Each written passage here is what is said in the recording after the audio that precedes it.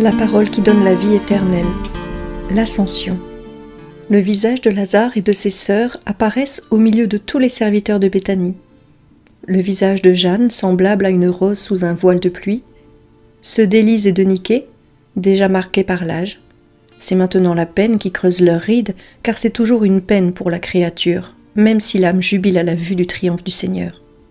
Et celui d'Anastasica, et encore les visages de Lys des premières vierges, l'ascétique visage d'Isaac, et celui inspiré de Matthias, le visage viril de Manahin et ceux austères de Joseph et de Nicodème. Visage, visage, visage. Jésus appelle auprès de lui les bergers, Lazare, Joseph, Nicodème, Manahin, Maximin, tous ceux qui font partie des 72 disciples.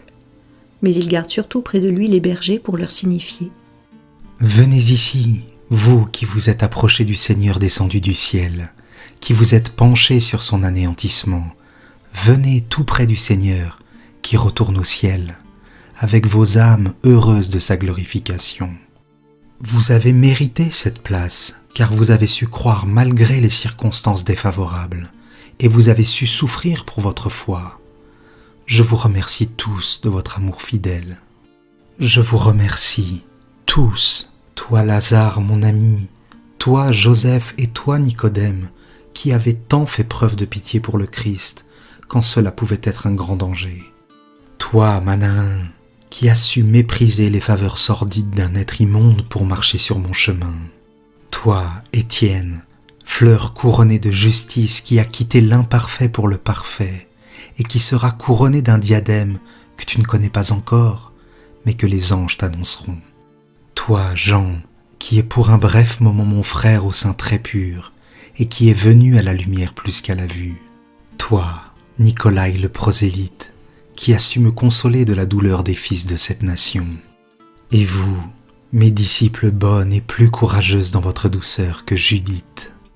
Quant à toi, Marziam, mon enfant, tu porteras désormais le nom de Martial, en souvenir du petit Romain tué sur le chemin et déposé à la grille de Lazare avec un écriteau de défi.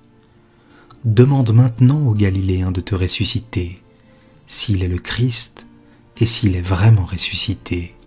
Ce petit garçon était le dernier des innocents de Palestine qui ont perdu la vie pour me servir, bien qu'inconsciemment. Les prémices des innocents de toute nation qui, venus au Christ, seront pour cela haïs et tués prématurément, comme des boutons de fleurs arrachés à leur tige avant d'éclore. Et ce nom, Martial, t'indique ton destin futur. Sois apôtre en des terres barbares et conquiers-les à ton Seigneur, comme mon amour a conquis le jeune Romain pour le ciel. Je vous bénis tous au moment de cet adieu, et je demande au Père de vous accorder la récompense de ceux qui ont consolé le douloureux chemin du Fils de l'homme. Bénie soit la partie choisie de l'humanité, qui existe chez les Juifs comme chez les païens, et qui s'est montrée dans l'amour qu'elle a eu pour moi. Bénie soit la terre avec ses plantes et ses fleurs, ses fruits qui tant de fois m'ont fait plaisir et m'ont restauré. Bénie soit-elle avec ses eaux et ses tiédeurs, ses oiseaux et ses animaux, qui bien des fois ont surpassé les êtres humains pour réconforter le Fils de l'homme. Béni sois-tu, soleil, et toi, mer, et vous, montagnes, collines et plaines. Bénis soyez-vous, étoiles qui avez été pour moi des compagnes dans la prière nocturne et dans la douleur. Et toi aussi, lune, qui m'as éclairé pour me diriger dans mon pèlerinage d'évangélisateur. Soyez bénies toutes les créatures, qui êtes l'œuvre de mon Père, mes compagnes en cette heure mortelle, les amis de celui qui avait quitté le ciel, pour enlever à l'humanité affligée les tribulations dues à la faute qui coupe de Dieu. Et bénis soyez-vous, instruments innocents de ma torture, épines, métaux, bois, cordages tordus, parce que vous m'avez aidé à accomplir la volonté de mon Père. Quelle voix de tonnerre à Jésus! Elle se répand dans l'air chaud et paisible comme le son d'un bronze qu'on a frappé, Elle se propage en ondes sur la mer des visages qui le regardent de tous côtés. Ils sont des centaines à entourer Jésus qui monte, avec les plus aimés, vers le sommet de l'Olivet.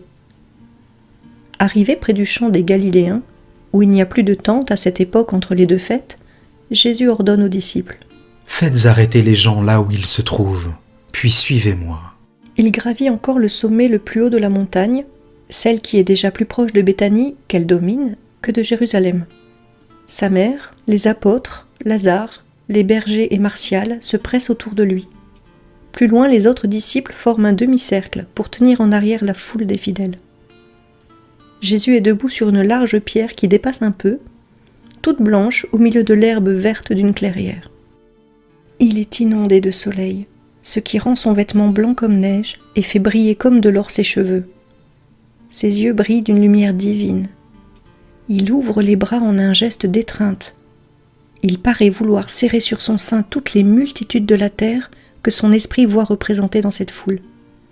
Son inoubliable, son inimitable voix donne son dernier ordre. « Allez en mon nom évangéliser jusqu'aux extrémités de la terre. Que Dieu soit avec vous, que son amour vous réconforte, que sa lumière vous guide, que sa paix demeure en vous, jusqu'à la vie éternelle. » Il se transfigure en beauté. Qu'il est beau, beau comme sur le Tabor, davantage encore. Tous tombent à genoux pour l'adorer. Tandis que déjà il se soulève de la pierre sur laquelle il est posé, il cherche encore une fois le visage de sa mère, et son sourire atteint une puissance que personne ne pourra jamais rendre. C'est son dernier adieu à sa mère. Il s'élève, s'élève. Le soleil, encore plus libre de l'embrasser maintenant que nul feuillage, même léger, ne vient intercepter ses rayons, frappe de son éclat le Dieu-homme qui monte avec son corps très saint au ciel et dévoile ses plaies glorieuses qui resplendissent comme de vifs rubis. Le reste est un sourire de lumière nacrée. C'est vraiment la lumière qui se manifeste pour ce qu'elle est, en ce dernier instant comme dans la nuit de la Nativité. La création étincelle de la lumière du Christ qui s'élève, lumière qui dépasse celle du soleil, lumière surnaturelle et bienheureuse, lumière qui descend du ciel à la rencontre de la lumière qui monte. Et Jésus-Christ, le Verbe de Dieu, disparaît de la vue des hommes dans un océan de splendeur. Sur terre, 2 bruits seulement rompent le silence profond de la foule en extase. La plainte d'Isaac et le cri de Marie quand il disparaît. « Jésus !» Un étonnement religieux a rendu les autres muets, et ils restent là jusqu'à ce que 2 lumières angéliques d'une extraordinaire pureté apparaissent sous une forme humaine pour dire les paroles rapportées dans le premier chapitre des Actes des Apôtres.